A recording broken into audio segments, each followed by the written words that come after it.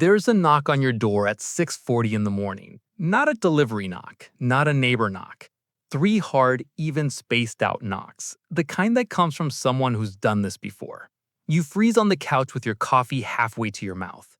Through the peephole, a man in a plain gray suit, no logo, holding a leather folder. Behind him, a second man standing near a black sedan parked crooked at the curb, like he pulled up in a hurry. Your hands go cold before your brain even catches up to why. Because 14 months ago, you won $600 million, and exactly 0 people are supposed to know that. Let's go back to the beginning, because you need to understand exactly how far you fell to end up standing at this door with your heart in your throat. You were 29, rent was late. Your card had been declined twice that week already, and you'd started doing that thing where you check your balance before ordering coffee, like the number might have changed if you just looked hard enough. The ticket had been sitting in your glove box for 9 days. You didn't even remember buying it, just a habit, a dollar you wouldn't miss. Bought on a Tuesday because the sign outside the gas station said 600 million, and something in you laughed at the size of the number. You checked it on your phone in a parking lot, engine still running, radio still on. The first 3 numbers matched, and you told yourself it was a coincidence, the kind that happens to everyone once. The 4th number matched, and your foot came off the brake pedal without you deciding to move it. The 5th number matched, and the world went completely silent, like someone had reached into your skull and pulled every sound out of it at once. You didn't scream, you didn't cry. You sat in a running car in a gas station parking lot and did the only thing that made sense to your nervous system in that moment. You turned the engine off, put both hands on the wheel, and made yourself breathe until you could think in full sentences again. By sentence 4, you already knew the rule that would define the next 14 months of your life. Nobody finds out. Not one person. You didn't drive home. You drove to a motel 40 minutes outside town and stayed up until sunrise reading everything you could find about blind trusts, single-member LLCs, and the handful of states that let you claim a jackpot without your name ever touching a public record. 3 weeks later, you weren't the face of anything. A trust with a name that meant nothing, Hollow Pine Holdings, was the face. You were the shadow that controlled it. You claimed lump sum. After the cut, $314 million landed in an account that had your signature on exactly one document, filed by an attorney 2 states away who had no idea what your real last name was tied to. And then you did the hardest thing you've ever done in your life. You went back to being poor on paper. You kept the same apartment for another 2 months, kept eating the same instant noodles, kept letting your roommate borrow $20 for gas, while $314 million sat behind the wall he'd never know existed. You learned fast that hiding money isn't a decision, it's a full-time performance with no understudy and no nights off. 6 weeks in, you quietly relocated to a city where nobody had ever seen your face.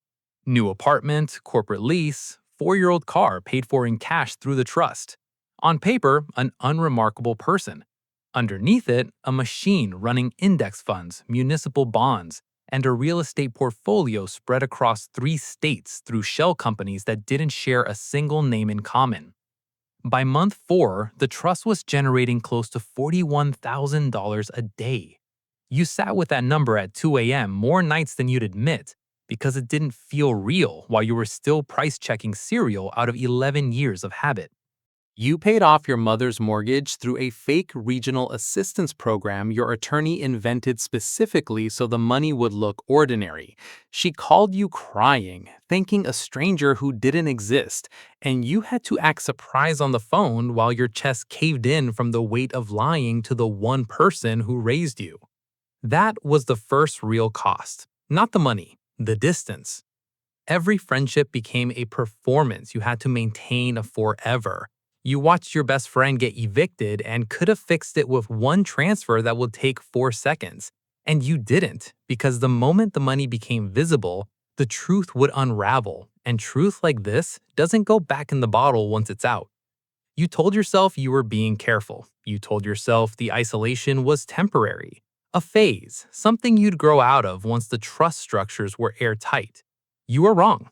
The isolation wasn't a phase, it was the price of admission, and the bill kept coming due.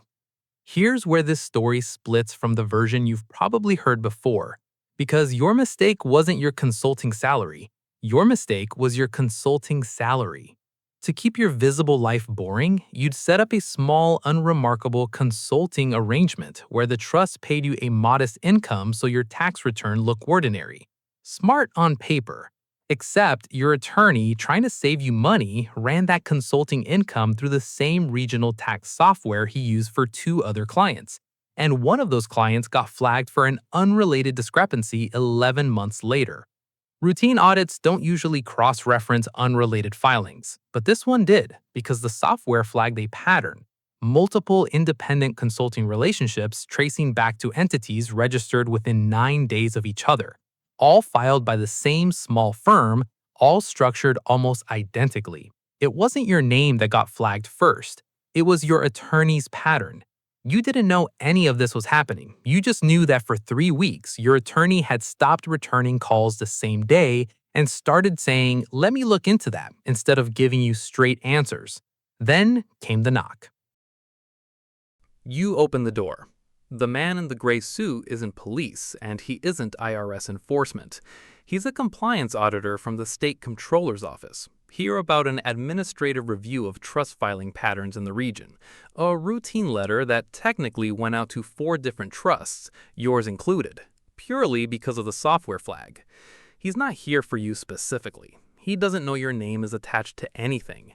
He's here because a form needs 3 signatures within 30 days, and your attorney's office listed this address as a secondary contact without telling you. You stand in your doorway holding a cup of coffee that's gone cold, staring at a folder that could unravel 14 months of careful invisibility over a clerical mix-up that has nothing to do with the size of your fortune, and everything to do with how thin the wall really is between hidden and found. You sign where he points, he thanks you for your time, he leaves, and you stand in your doorway for a full 4 minutes after his car pulls away, because you've just learned the truth nobody tells you about wealth this size. It's not the flashy mistake that gets you. It's not the bar confession, it's not the wrong friend, it's not the loose sentence. It's the paperwork, the systems, the 1,000 small administrative threads you can't personally control, all moving in the dark, any one of which could catch on something and pull. You call your attorney that afternoon, and for the first time in 14 months, your voice shakes enough that he stops mid-sentence and actually listens. He tells you the truth. The structure is still clean. The audit found nothing tying the trust to you personally. You got lucky. This time, the pattern that got flagged wasn't dangerous, just clumsy. But this time sits in your chest like a stone for weeks afterward. You start restructuring everything. Different attorney for different pieces. No 2 entities filed through the same firm, no 2 structures that share a fingerprint. You spend a small fortune making your fortune harder to trace back to itself. And you realize somewhere in the middle of that process that this is what the rest of your life is going to look like. Not spending, not luxury, maintenance, an endless quiet discipline of making sure the walls around your invisible life don't develop the same crack twice. You think about the version of yourself from 14 months ago, laughing in a parking lot with a winning ticket in his glove box, thinking the hard part was already over. It hadn't even started. You're seeing someone now, 8 months in. She thinks you work in consulting, which is technically true and completely false at the same time. Some nights you lie awake running the math on whether she's someone the secret could survive, the same way you ran the math on the audit letter. The same way you've run the math on every relationship since the gas station. There's no clean answer. There never was one. So here's the question this story was always building toward, and it's the same one you'll have to answer eventually if this is ever really you. If a stranger knocked on your door tomorrow holding a folder that could unravel everything, would you have anyone standing next to you who actually knew the truth? Or would you still be standing there completely alone, holding a cold cup of coffee, exactly the way you have been since the day you decided that the safest thing to do with $600 million was to tell absolutely no one at all?